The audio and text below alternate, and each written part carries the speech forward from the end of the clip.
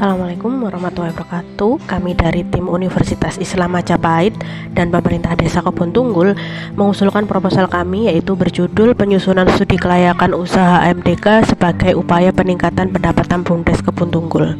Saya sendiri, Erna Triasmorowati, sebagai ketua pengusul, memiliki 4 anggota dosen dan 1 pengusul non-dosen, serta mahasiswa yang kami libatkan berjumlah 12 mahasiswa. Bidang keahlian dan rekam jejak saya sendiri yaitu di bidang pengolahan sumber daya air dan manajemen lingkungan.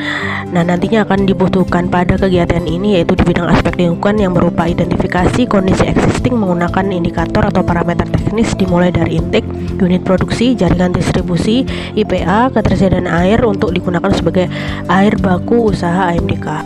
Anggota pengusul pertama kami yaitu Dr. Nuril Ahmad MSI dengan bidang keahlian dan rekam jejak biologi konservasi dan manajemen lingkungan, serta proyek yang pernah dikerjakan yaitu mutu air baku PDM Kota Mojokerto dibutuhkan pada kegiatan aspek lingkungan dan biologi, diantaranya mutu air baku dan standar mutu AMDK yang akan dihasilkan, serta dampak pemanfaatan air pada masyarakat dan dampak usaha pada lingkungan.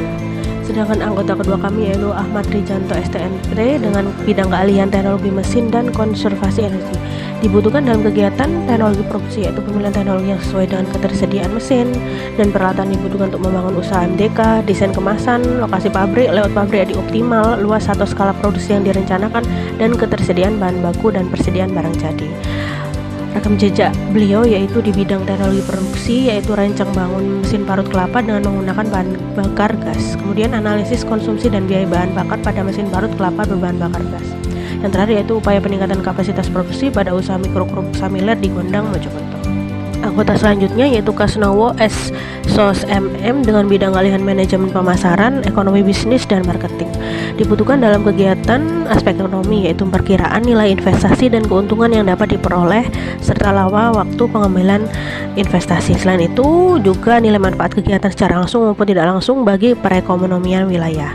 Selain itu ditambah dengan aspek manajemen pemasaran. Anggota pengusul dosen yang terakhir yaitu Sofa Zahara STNP dengan bidang keahlian sistem informasi, Internet of Things, dan prediksi berbasis kecerdasan buatan.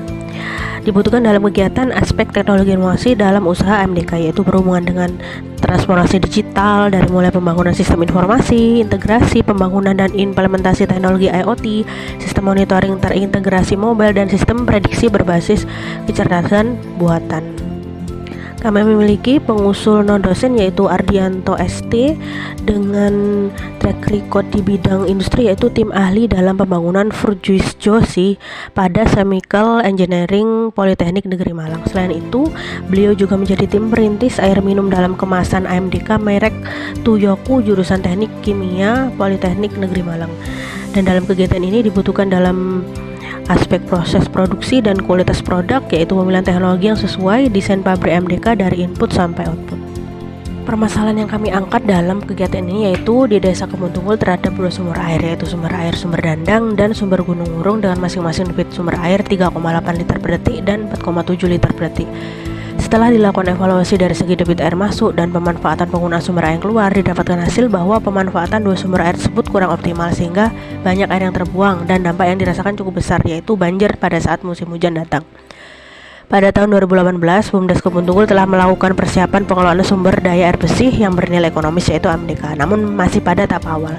Didapatkan baku mutu air kandungan mikroba atau alga yang tinggi yaitu 300 dari kadar normal bernilai 50 yang disebabkan kurang tepatnya proses pengolahan air. Proses pembangunan usaha AMDK menjadi terhenti karena analisa yang kurang tepat disertai keterbatasan tenaga ahli walaupun sudah membeli mesin AMDK ukuran kecil.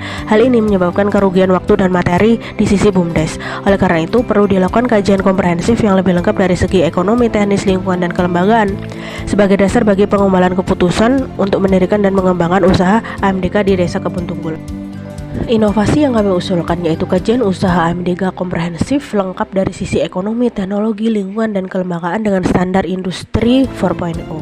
Yang pertama yaitu implementasi Internet of Things dalam proses monitoring dan kontrol dari hulu ke hilir mulai dari kontrol produksi sampai mutu produk dan penggunaan cloud computing untuk penyimpanan keseluruhan data. Yang kedua yaitu penggunaan big data dalam analisa dan prediksi pasar terutama harga market AMDK juga kami implementasikan berbasis kecerdasan buatan atau AI. Yang terakhir yaitu usaha AMDK yang kami bangun menggunakan tipe air heksagonal di mana berstruktur molekul mengikat oksigen lebih banyak. Tipe air jenis ini belum umum di masyarakat. Manfaat dan dampak dari dilaksanakannya program ini yaitu bagi perguruan tinggi diantaranya meningkatkan indikator kinerja utama perguruan tinggi terutama IKU nomor 2, mahasiswa mendapatkan pengalaman di 2 industri, nomor 3 yaitu dosen berkegiatan di luar kampus, nomor 5 yaitu hasil kerja dosen digunakan oleh masyarakat, dan nomor 7 yaitu kelas kolaboratif berbasis studi kasus bagi mahasiswa. Kemudian manfaat oleh mitra yaitu terciptanya diversifikasi usaha bagi BUMDes Kebun Tunggul berupa produk air minum dalam kemasan yang dapat dikonsumsi oleh masyarakat Kabupaten Mojokerto dan sekitarnya menggunakan kualitas yang baik serta murah dan terjangkau. Kemudian meningkatnya pendapatan BUMDes diikuti dengan peningkatan pendapatan asli daerah Kabupaten Mojokerto. Yang terakhir yaitu dampak penceritaan yang baik terhadap pemerintah daerah Kabupaten Mojokerto. Manfaat bagi masyarakat yaitu meningkatnya usaha kecil atau UMKM di lingkungan Kabupaten Mojokerto disertai terciptanya lapangan pekerjaan. Kemudian meningkatnya kualitas air minum bagi masyarakat.